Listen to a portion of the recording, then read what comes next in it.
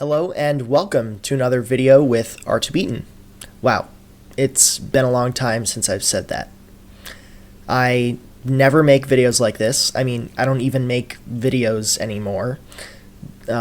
This video is really for me, and by that I mean I would like to use it to look back on this time in my life and see what I was thinking and feeling during this time. Maybe this video can help someone else too. This video is scripted, and I'm sure it will sound that way, and my eyes will be darting around as I'm reading. But essentially, I just want to talk about my recent job situation and give my thoughts on the state of AI in software development, as if I'm some expert or something. So to start off, I feel like we need more backstory. I taught myself how to code from age 9 and got more serious about it during high school. And when it came time to decide what to study in college, I wasn't even sure if I should go to college. I thought I knew everything. I'll just keep working at my summer IT job. I went back and forth a lot and talked to a lot of people I respect who all have varying opinions, and then I decided to go get my bachelor's degree in computer science. That was in fall of 2021, and I feel like I made the most of it.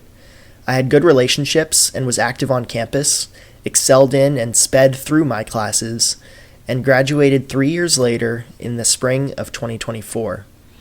Throughout this, I worked full-time during the summer and part-time during the semesters to pay for most of college. The summer job was at a manufacturing company as the only software developer. I got the job through my dad, and I did SQL reports, custom web apps, you name it, anything custom code related, and even a couple hardware projects. Right after I graduated, I got married, and my wife was still finishing school, so I moved over there to her college, and my company graciously allowed me to continue working remotely. It was good.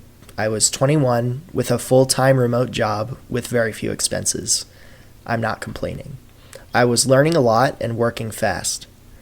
Then, after about a year of that, I realized there probably wasn't much room to grow there, pay-wise, and it was getting lonely. And I was also thinking about the future. If it's God's plan to give us kids when we're young, was there something I could do about my income? I also had always felt like the company was my backup option. I applied to hundreds of places, even throughout my employment, and even got references to some, but I didn't get a single interview. That was really discouraging. Around September last year, I had a few conversations with people in my life that independently all said something like, "There's no better time to try than now." Over the next few months, I slowly decided to resign my position and go independent. On 12/31, that was my last day of work, and I started my own company, Eaton Integrations, and now I'm 2.5 months in to self-employment. It's weird. So far, I have made so much less than by this time last year, but that's to be expected. I guess the weird part to me is that I always thought someone's income or net worth or whatever should be always increasing. I didn't realize how much of my own worth was tied to the idea that I was ahead of the curve. Average credit score for a 22-year-old, average net worth of a 2-year-old, average age of marriage even. I looked all these things up. And man, what a first world problem that is. But that's how I thought and struggle to avoid thinking today. Which is even more important because my situation hasn't gone to the absolutely perfect plan I had in my head. Does it ever? So far, I've done some work for companies I have relationships with and am actively looking for more work. But in my home office, there sometimes isn't a specific thing to do, and I get bored and waste time, and that sometimes makes me feel useless. Because I could be working harder while my wife is out at her full-time job. And then when I do have work, which I'm super excited about, the first thing I do is spend 30 minutes writing a prompt to Claude or Codex, and then I scroll in the background while it just does the whole thing automatically. Or for the medium complexity projects, I go back and forth with these AIs for a few hours, all the while feeling like I'm accomplishing little to nothing. Boy, am I glad that I got out of college before AI got good enough to do my classes for me, or good enough to complete the students' homework that I was grading. But now it feels like it does my job for me, and that's not a fun feeling.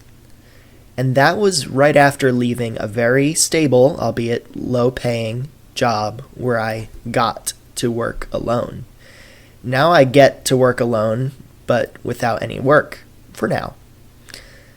I love the fact that I never have to do front-end design again. Take my money, Anthropic. You can have it. I like doing the code in the background that powers the functionality of systems, not picking the shade of blue to use for a button. But AI can do the back-end stuff too, or at least at the level of projects I've gotten so far. When people ask me about AI and the future because they know I'm a software developer and think I'm an expert, I just say, oh yeah, it's a tool. It speeds up my work a lot. It helps me focus on what I like to do. And yeah, to an extent that's true, and it's really great now. Like, all of this that I've been saying is just kind of born out of all the free time that I have right now because I'm just starting out. But how long will it be until the AI is slowed down by me? And how will my job change in the future as I do less and less manual coding?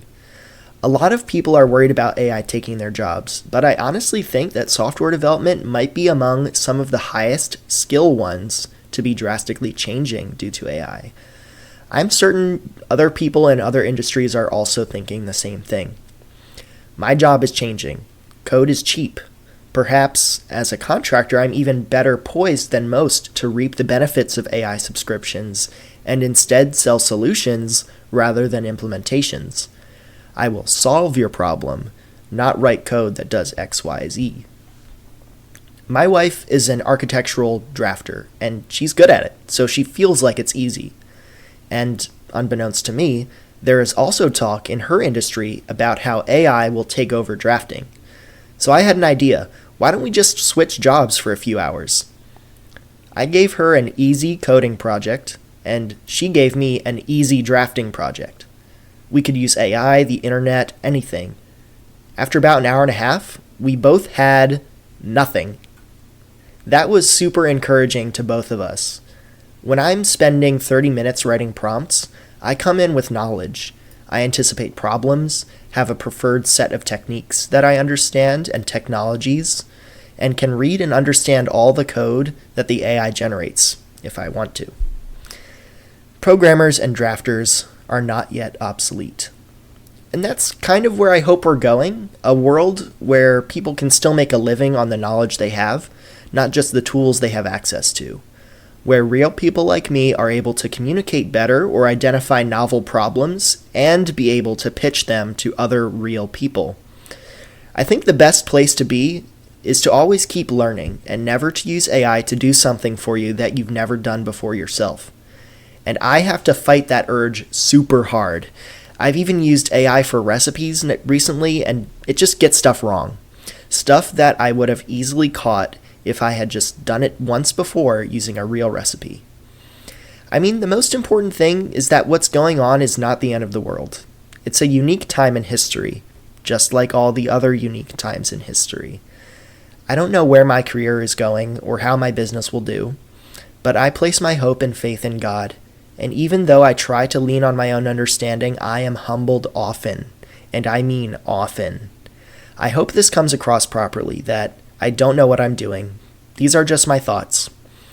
All I can do is to make educated guesses, and work hard not for men but for God, and trust that He will provide for me and my family even when I can't, as He has always done. So even though sometimes I feel useless, I'm not. Even if sometimes you feel useless, you're not. When you're tempted to feel worried about the future, focus on what you can be certain of. I've never made a video like this before, and I don't know if I ever will again, so thank you for watching. If you have any questions or alternatively advice, I would absolutely love to hear them in the comments. Bye. This whole thing sounded like a voicemail.